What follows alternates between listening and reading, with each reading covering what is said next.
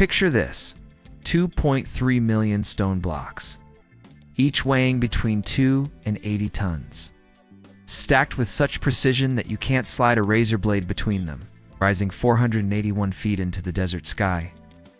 Built over 4,500 years ago, when the wheel had barely been invented, when copper was the hardest metal available, when humanity was supposedly scratching out existence with primitive tools, and yet there it stands. Perfect, impossible, mocking every explanation we throw at it. For centuries, we've been told the same story. Thousands of workers, copper chisels, wooden sledges, and sheer determination. But here's what keeps engineers awake at night. The Great Pyramid of Giza isn't just big, it's mathematically perfect. Its base is level 2 within 2.1 centimeters across 230 meters. Its sides align almost exactly with true north. The ratio of its perimeter to its height gives you 2 Pitha, mathematical constant that would be formally discovered for thousands of years. The internal chambers contain shafts aligned with specific stars.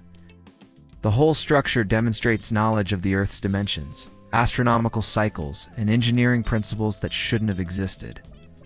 So how did they do it? Did ancient Egyptians possess knowledge we've lost? Did they have access to technology we can't imagine? And this is where it gets uncomfortable.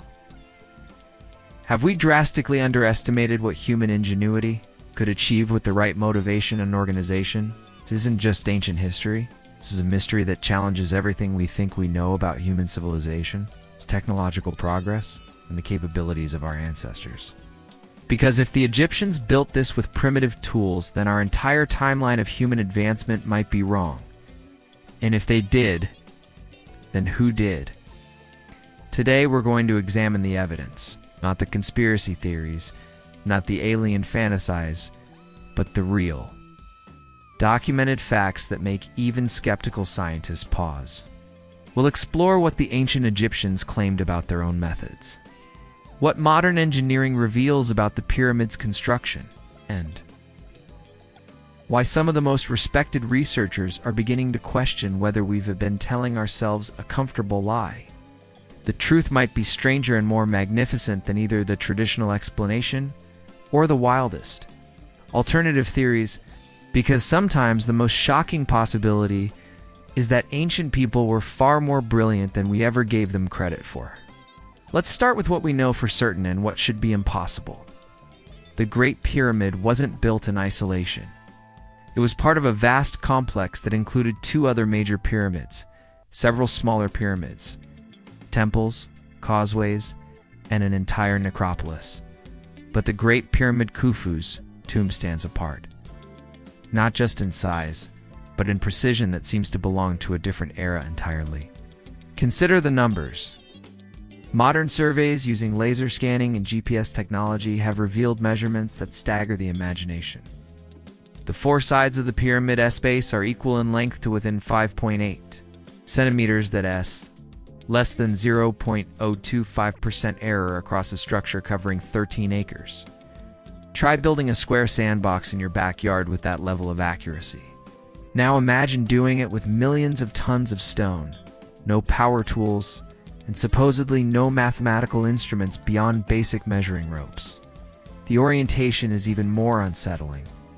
Each side faces one of the cardinal directions: north, south, east, and west, with an accuracy of 3/60th of a single degree. That's not close. That's eerily, impossibly exact. To achieve this, the builders would have needed sophisticated astronomical knowledge and measurement techniques. Yet according to conventional history, this was accomplished during Egypt's 4th dynasty. Around 2580 BCE, when human civilization was barely out of its infancy. Then there's the internal architecture. The Grand Gallery, a soaring corridor that rises at a 26-degree angle. Features a corbelled ceiling, each layer of stone, protruding slightly inward until they meet at the top. It's 8.6 meters high and 46.7 meters long. And every stone is positioned with such precision that the entire structure has remained stable for over 4 millennia. No mortar, no reinforcement. just stone on stone, defying gravity through pure geometric genius. The king's chamber contains granite beams, each weighing approximately 50 tons, transported from quarries 800 kilometers away in Aswan. These beams form the ceiling. Above them are 5 relieving chambers, designed to distribute the massive weight of the pyramid above.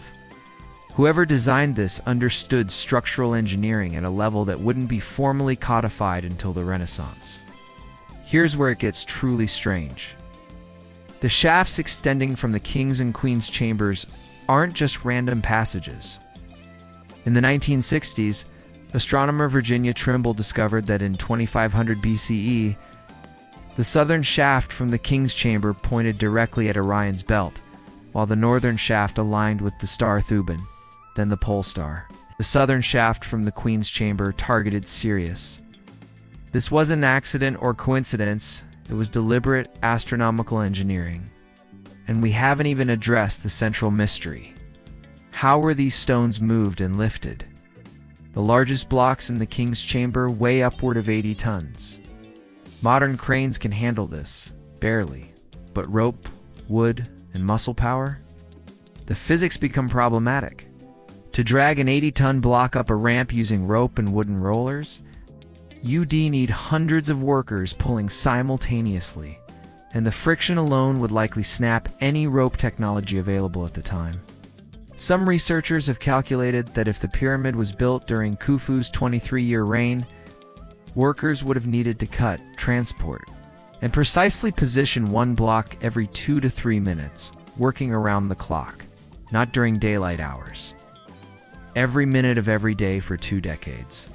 The logistics become absurd, so we're left with a structure that demonstrates advanced knowledge of mathematics, astronomy, engineering, and geology built by a civilization that supposedly had copper tools, no written mathematical theorems, no pulleys, no wheels for transport, and no iron.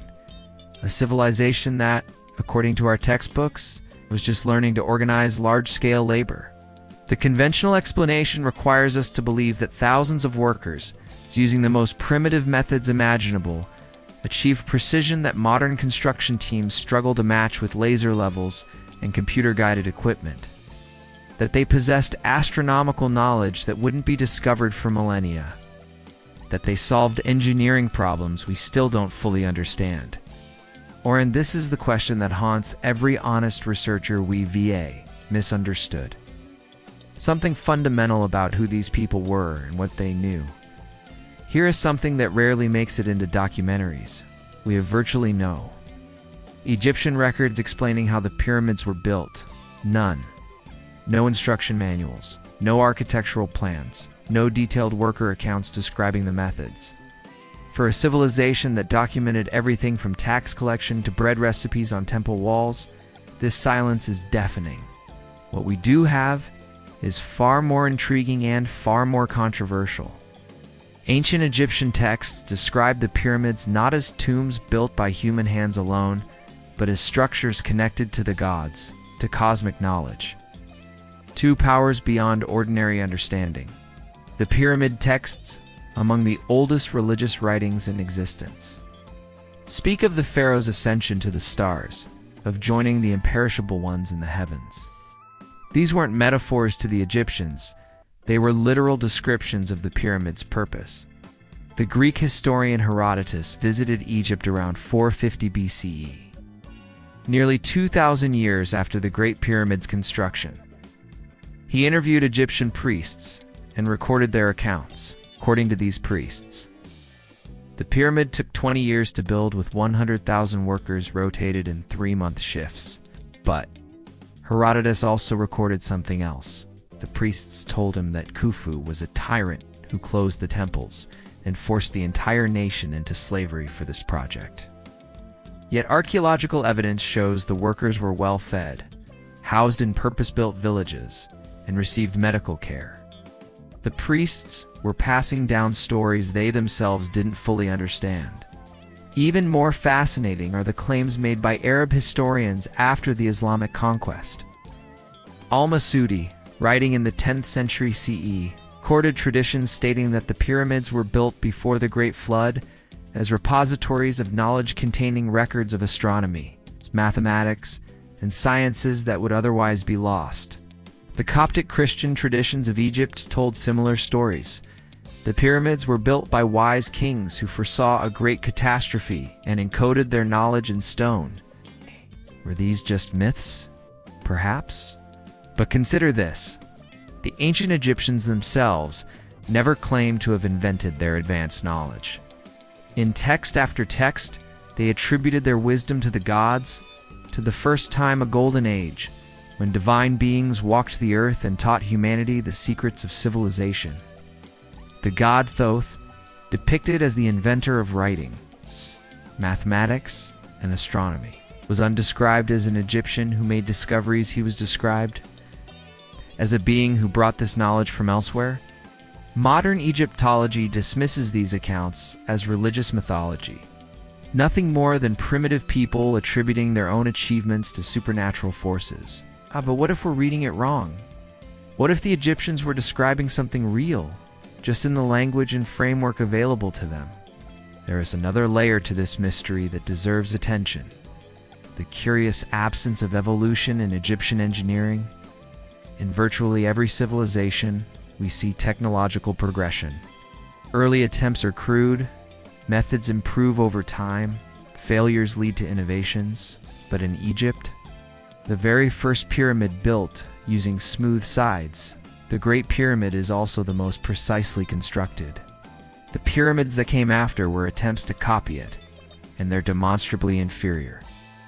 Menkaura's pyramid, built just decades later, shows far less precision. Later pyramids crumbled or were never finished. It's as if the knowledge peaked at the very beginning and then degraded. That's not how technology works. It's not how human learning functions. Unless in this is the uncomfortable thought, the builders of the Great Pyramid were working from a blueprint. From inherited knowledge they understood how to execute, but not necessarily how to innovate upon.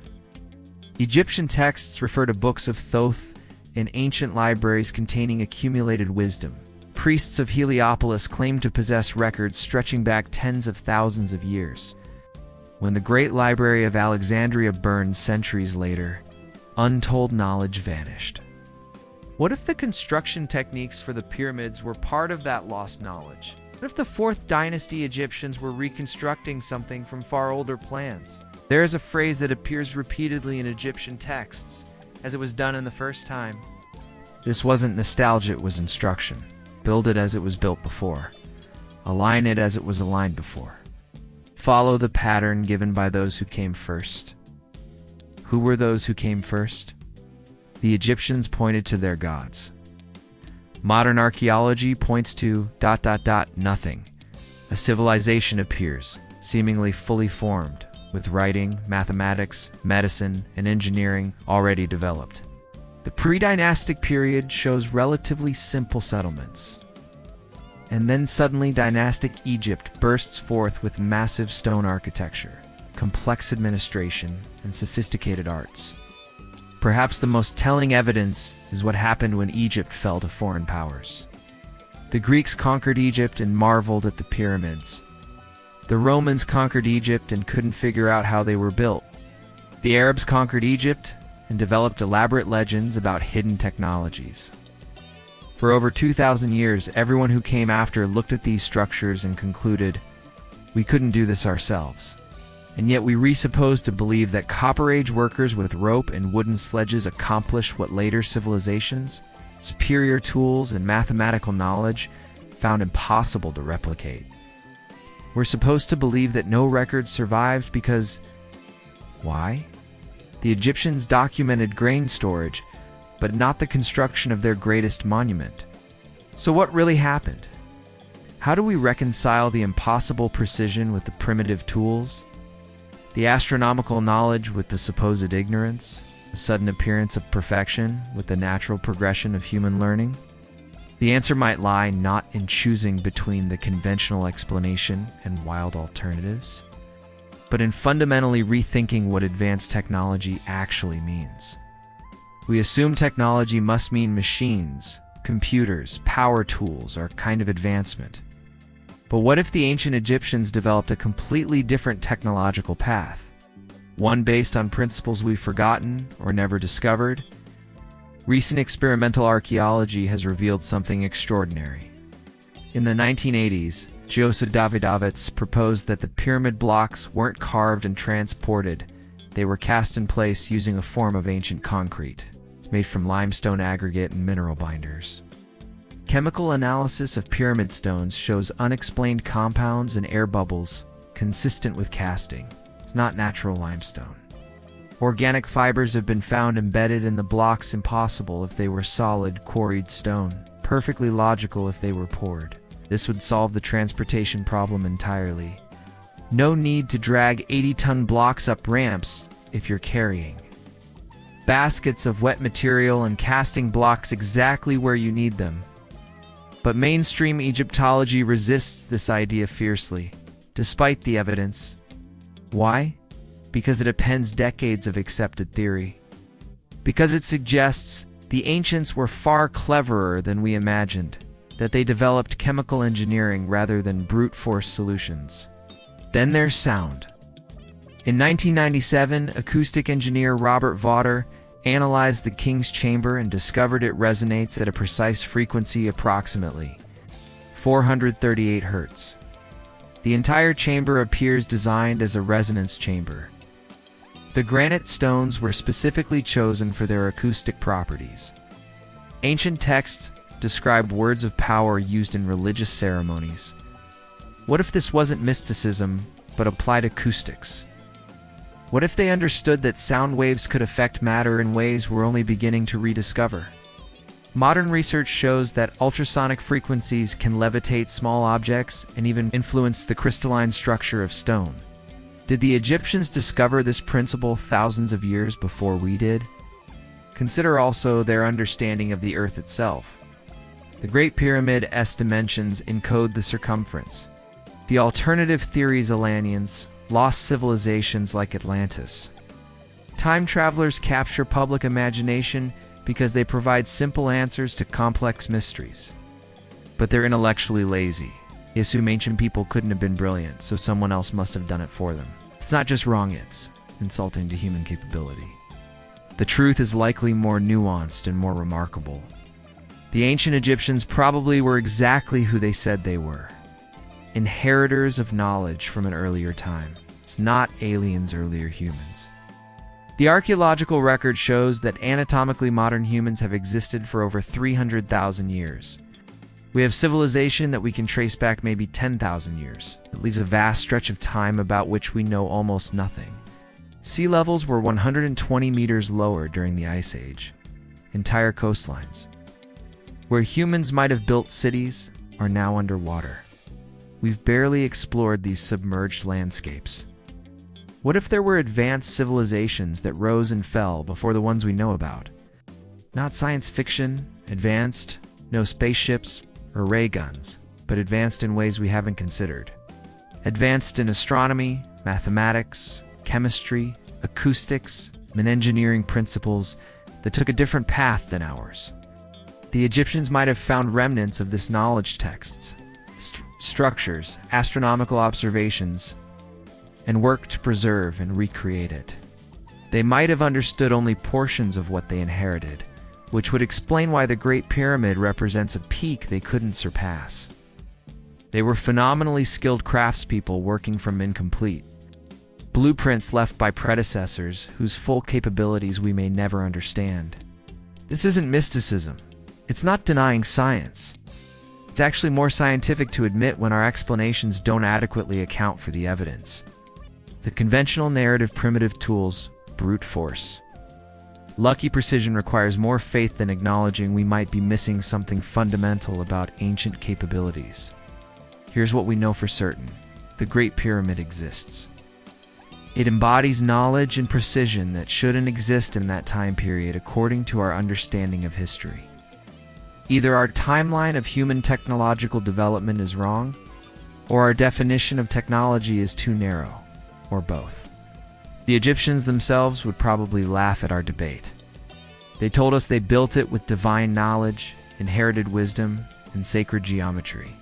We've spent 2 centuries trying to explain it with ramps and rope, while ignoring what they actually said.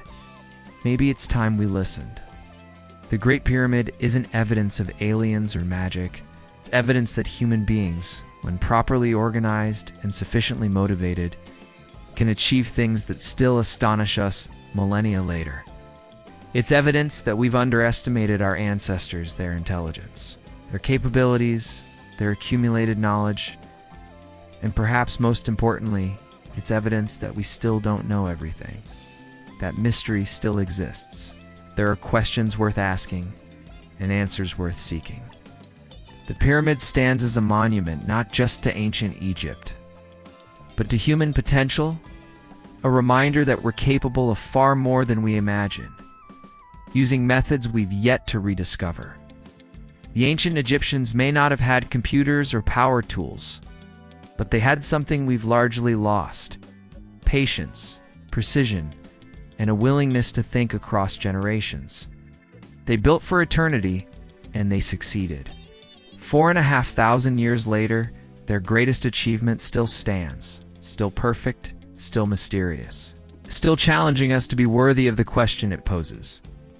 What are humans truly capable of when we push the boundaries of knowledge and determination? The answer, carved in millions of tons of stone, remains as awe-inspiring today as it was when the first block was laid.